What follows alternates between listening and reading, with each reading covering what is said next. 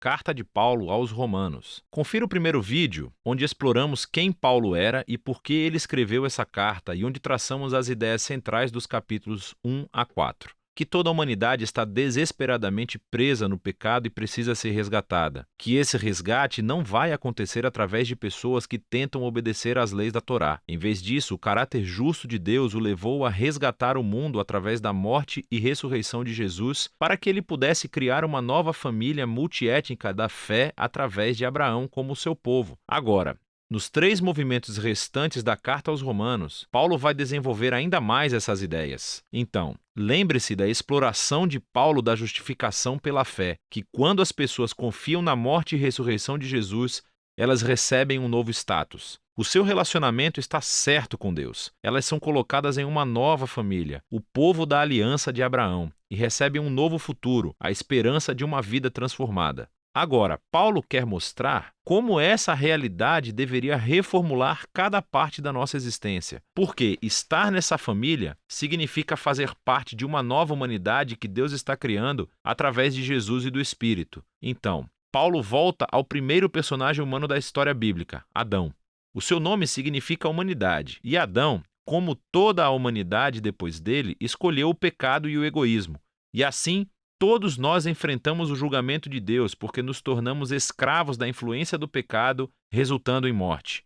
Mas então, Paulo compara Adão a Jesus, e ele é o novo Adão, um humano que viveu em obediência fiel a Deus, demonstrado através do seu sacrifício de amor. E agora Jesus oferece a sua vida como um presente para os outros, para que possam ser justificados diante de Deus. E assim, Jesus permanece como cabeça de uma nova humanidade que está sendo transformada por este dom, o que nos leva ao capítulo 6. Paulo lembra a esses cristãos em Roma que escolher seguir a Jesus significa deixar a antiga humanidade de Adão que eles têm e entrar na nova humanidade de Jesus. E o batismo deles era um símbolo sagrado dessa transição. Sua velha humanidade morreu com Jesus e sua nova humanidade ressuscitou com ele dentre os mortos. Então, quando uma pessoa confia em Jesus, a sua vida se une à vida dele. O que é verdade nele agora é verdade neles. É quando as pessoas aceitam sua identidade como seres humanos semelhantes a Jesus que elas estão liberadas para se tornarem seres humanos de todo o coração, que podem verdadeiramente amar a Deus e ao próximo. Agora, se criar esta nova humanidade sempre foi o propósito de Deus, Paulo pergunta no capítulo 7, qual foi o objetivo de Deus ao dar a lei ou a Torá a Israel? Quando Paulo usa essa palavra, a lei, ele às vezes quer dizer o enredo e a mensagem dos 5 primeiros livros da Bíblia, mas outras vezes ele está se referindo mais especificamente às centenas de mandamentos dados através de Moisés e que são encontrados na Torá. Aqui, o foco de Paulo é no segundo significado. Qual foi o propósito de todos esses mandamentos? Paulo diz que os mandamentos da Torá eram bons. Eles mostravam a vontade de Deus para como Israel deveria viver. Mas se você ler o enredo da Torá, Israel quebrou todos esses mandamentos. Quanto mais leis Israel recebia, mais eles repetiam o pecado de Adão e se rebelavam. Assim, mesmo quando Deus deu ao seu povo regras morais específicas para obedecer, isso não resolveu o problema do coração humano pecaminoso. E, paradoxalmente, essas regras tornaram Israel ainda mais culpado. Mas, segundo Paulo, o objetivo é esse paradoxo. O objetivo de Deus era deixar claro que foi o mal que roubou o coração humano, que a Torá, por mais boa que seja, não poderia fazer nada sobre isso. Mas Paulo diz, no capítulo 8, que a solução chegou em Jesus e no Espírito, e eis como. Os mandamentos da Torá agiam como uma lupa. Ela focalizava o problema da condição humana em um só lugar,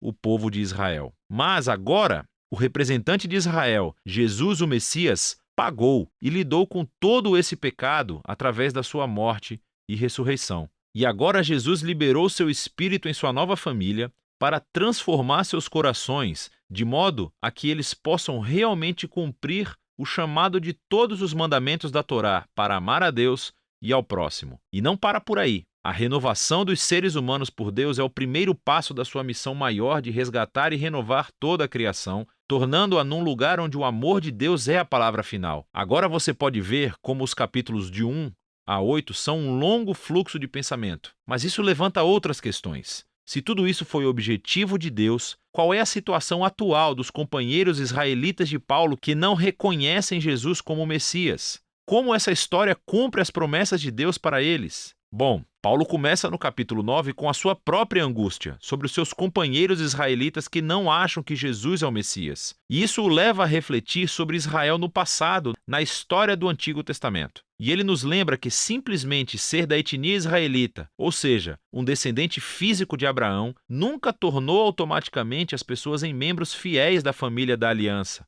Paulo nos mostra como Deus sempre selecionou um subconjunto da família de Abraão para seguir a linha da promessa. E o seu objetivo é que agora essa linha da promessa seja realizada por aqueles que seguem a Jesus. Ele lembra que por muito tempo as pessoas dentro e fora da família de Abraão rejeitaram a vontade de Deus. Ele nos lembra da história de Israel e do bezerro dourado e da rebelião do faraó. Ele nos mostra como Deus foi capaz de orquestrar eventos para que a rejeição das pessoas a ele realmente cumprisse seus propósitos redentores.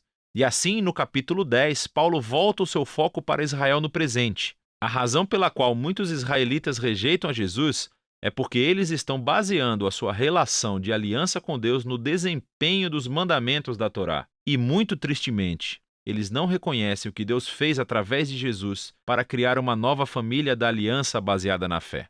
E assim Paulo pergunta no capítulo 11, qual é o futuro de Israel? Deus abandonou seu povo? Não, diz ele. Há toneladas de judeus, incluindo ele próprio, que reconhecem Jesus como seu Messias.